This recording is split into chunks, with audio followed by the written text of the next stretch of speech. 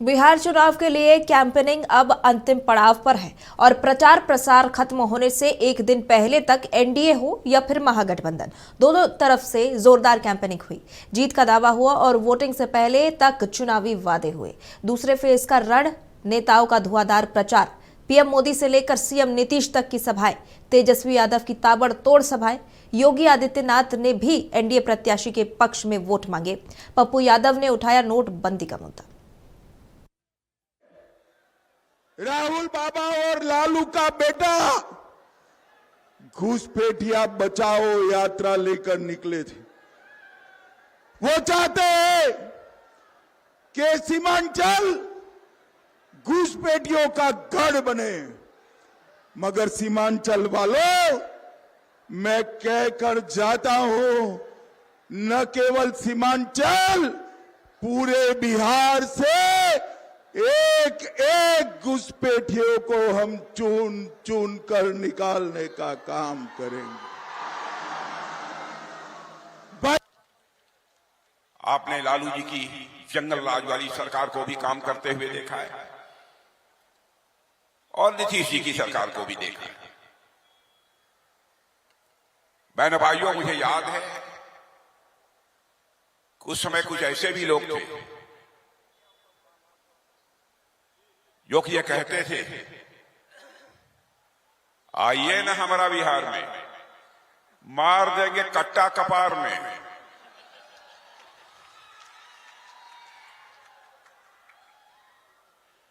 लेकिन आज क्या कहते हैं, आइए ना हमारा एनडीए के बिहार में,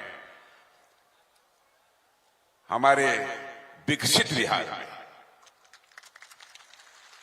तो हम लोग आए थे और उसके पहले वाली जो सरकार थी, वो सब का क्या हाल था, वो सब की स्थिति क्या थी?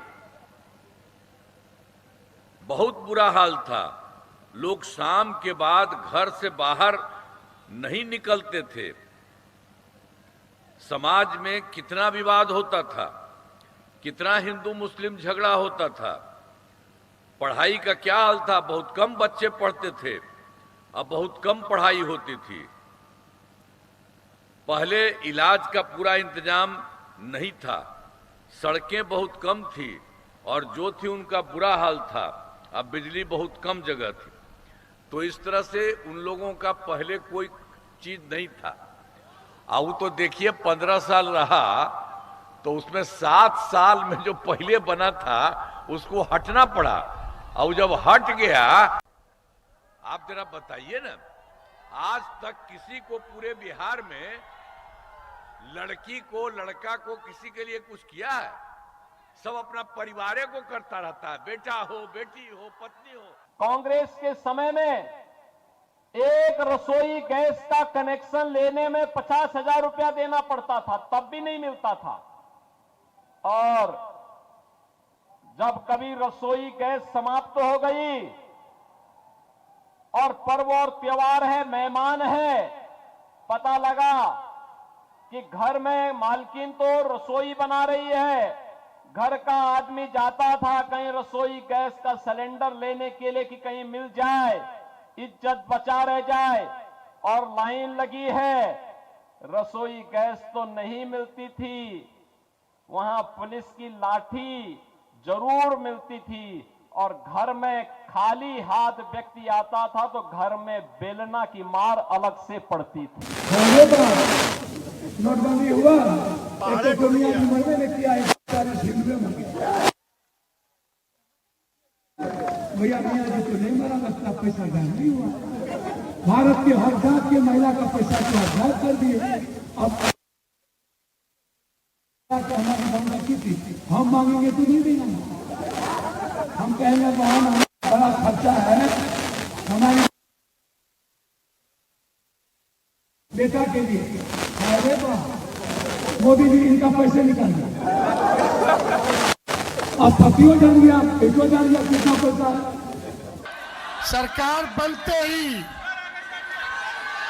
20 दिनों के अंदर कानून बनाया जाएगा कि जिस परिवार के पास सरकारी नौकरी नहीं है उस परिवार में एक सरकारी नौकरी तेजस्वी देगा। तैयार है कि नहीं है? जब सरकारी नौकरी मिलेगा तो गरीबी खत्म होगी कि नहीं होगी परिवार में?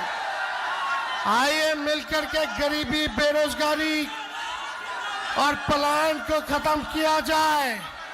एक ऐसा बिहार बनाए, एक ऐसा बाराचट्टी बनाए जहां किसी हमारे भाइयों को, बहनों को दूसरे राज्य जाकर के कमाई के लिए, पढ़ाई के लिए, दवाई के लिए ना जाना पड़े, ऐसा बिहार हम लोग बनाए।